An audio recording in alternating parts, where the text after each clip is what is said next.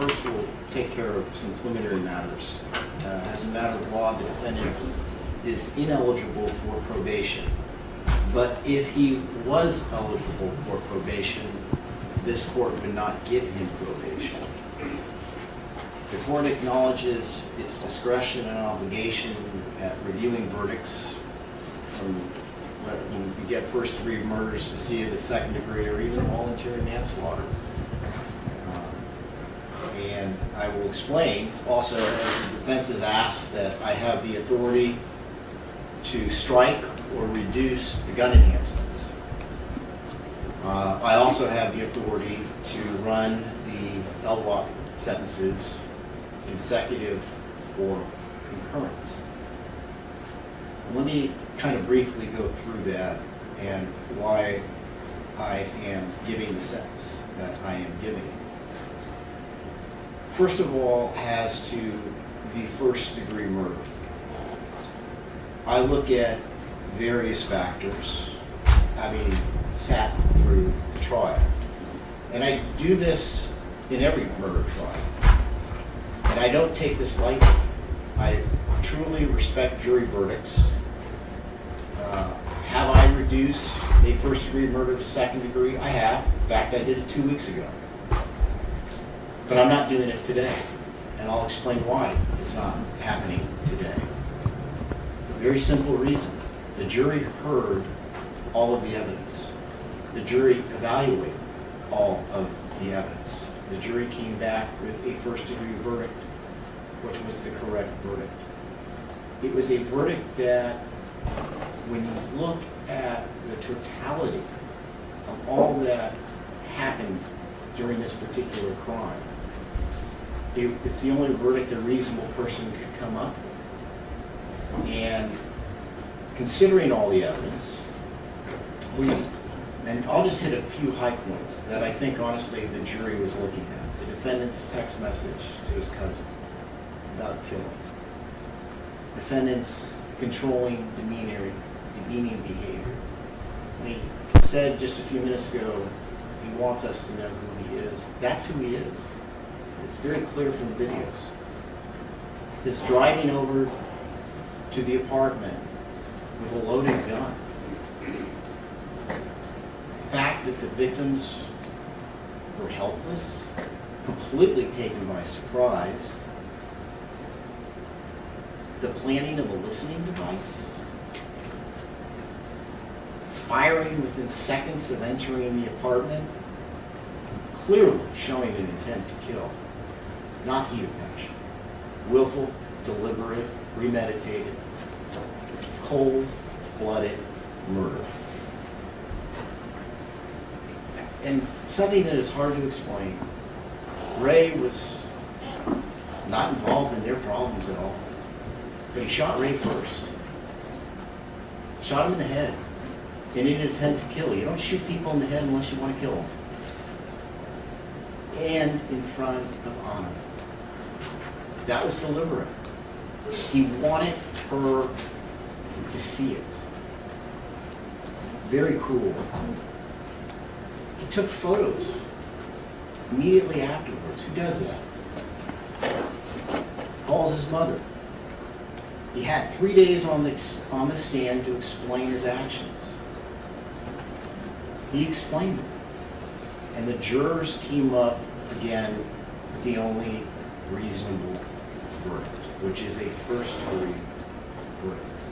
They also found, because there was 2 deaths, that this was multiple murder.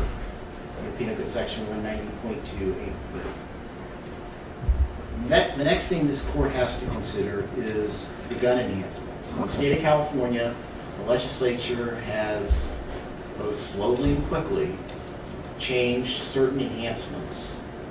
And the court is obligated to look at reducing certain enhancements, including those that require or have a 20-plus year addition to the sentence. And again, I look at both mitigating and aggravating factors. Of course, it goes without saying this crime involved great violence, it involved a firearm, it involve vulnerable witnesses, victims who, again, had no time to react, no time to defend themselves. It involved planning. I don't think you could say it was sophistication or professionalism, but it certainly involved planning. When you load a gun, arm yourself with a gun, drive 10 or 15 minutes to an apartment complex. As we saw on video, his demeanor going up the elevator, his demeanor going down the elevator, that showed planning. And obviously it was he took advantage of a position of trust. Clearly. That she didn't know he had a key, but he took advantage of that. Now, there are certain factors that, as for mitigating factors under the rules of court, I don't find any. Zero. None. There are certain factors with the defendant that I am obligated to take a look at. I acknowledge he has no prior record.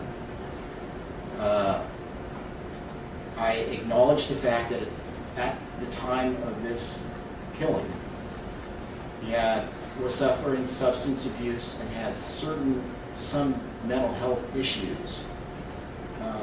But I reject the fact that his childhood contributed to this at all. I hear terrible childhoods day in and day out. And his was not ideal, but it wasn't what we hear in this particular court. And I don't think that any of these crimes were connected, in fact, to his mental health or even his substance abuse.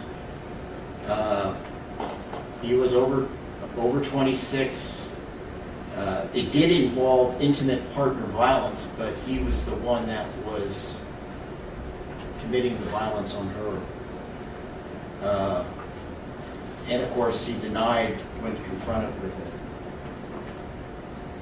what happened initially. So the court is not going to strike or reduce the gun enhancements. The question then becomes one of whether or not these life without possibility of parole should be consecutive or concurrent. And that's a big deal. That will, in all likelihood, determine whether or not he dies in prison or out of prison, whether he dies a free man or one who's not. And this is the bottom line on this, is I've watched him here during all of this time. He's a very talented actor. He is a very talented actor. When I saw the Scarface videos, it's as if when he committed these crimes, he became that persona of Scarface. Just cold-blooded killing without remorse. Any tears that he's cried in this courtroom have been for himself. They are not for Ray and Anna. It's just, that's the reality. He fears the consequences, as he should, of his actions. But as he sits here today, I don't know if he's really sorry. I have serious reservations about it. I know he's sorry about the consequences of going to prison for the rest of his life. But I can't say that I think he's sorry for having killed these two innocent human beings. He's a very selfish person, as I think the jury saw. That was something that his character kind of came through when we asked, who is Ali Abulaban? That's who he is. He's somebody that is only thinking about himself, and the idea of killing two innocent people doesn't disturb him. It's chilling. So the bottom line here is he will die in prison. He will never be a free man. He will take his last breath.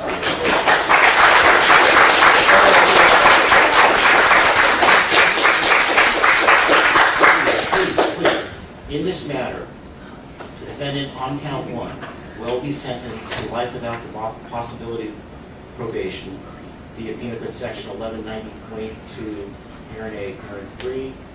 Consecutive to that will be 25 years to life on the gun enhancement under Penal Code Section 12022.53D. Consecutive to count one will be count two, which will be life without the possibility of parole. Penal Code Section 190.2, parent A3. Consecutive to that will be the gun enhancement of 25 to life under Penal Code Section 1222.53D. Total prison term, 50 years to life plus LWOP. Life without possibility of parole. Is given the following custody credits, 1,552 days. He is given the following fines and fees. Your Honor, probation has credits of 1,052 as of today. Okay, 1,052. He will pay a restitution fine of $10,000 under Penal Code Section 1202.4B. Court security fee of $80 under Penal Code Section 1465.8. Criminal conviction fee of $60.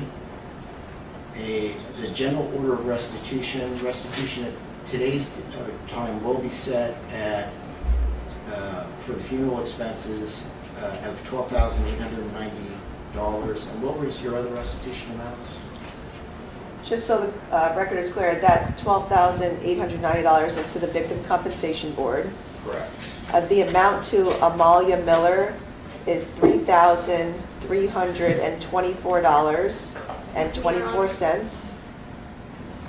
We can cancel that, Mr. I can't. Please, don't interrupt. Go ahead. And the amount to Hermé Sarton is $1,214.66. All right. Those amounts will also. All right. Thank you all. Your Honor, may I just want to make one clarification. When the court announced the sentence, 50 to life plus LWOP, is that plus 2 terms of LWOP, one for each count? As I indicated, the counts 1 and 2 on LWOP under the special circumstances alleged and pled and proven under Penal Code Section 190.2, parent A, are consecutive to each other. Thank you. That's 2 consecutive LWOP terms, plus on each count, 25 to life, totaling 50 to life, plus LWOP. So yes, they are consecutive to each other. Thank you.